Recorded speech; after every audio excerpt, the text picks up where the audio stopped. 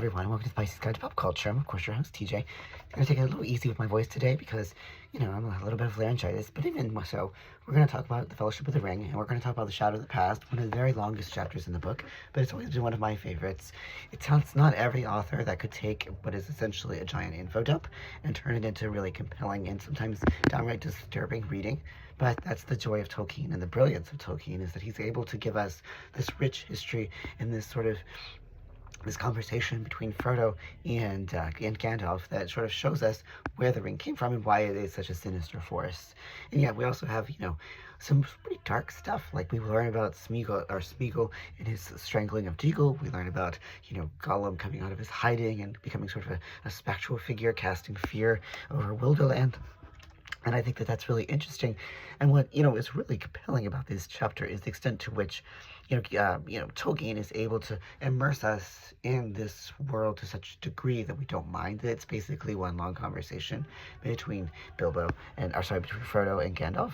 And, we obviously, are in the comfort of the Shire, but this is the first kind of intrusion, or a more pronounced intrusion of the outside world and its darkness that we've already seen hinted at in A Long Expected Party, but is really now come home to roost. And there's also just the fact that the history itself is really rich and fascinating. And of course, those of us who've read The Hobbit, are familiar with the ring and know of its, of its powers, but not fully its history or the true potency that it possesses. And so this chapter really helps to sketch that out in some more detail.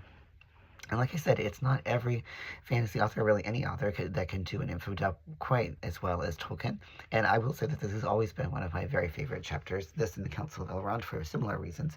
As a history nerd, I love learning more about this world and everything about it. And even though I've read it literally, dozens of times, I always find something new and fascinating to appreciate about The Shadow of the Past. And so, there's just a lot to enjoy about this particular part of the book.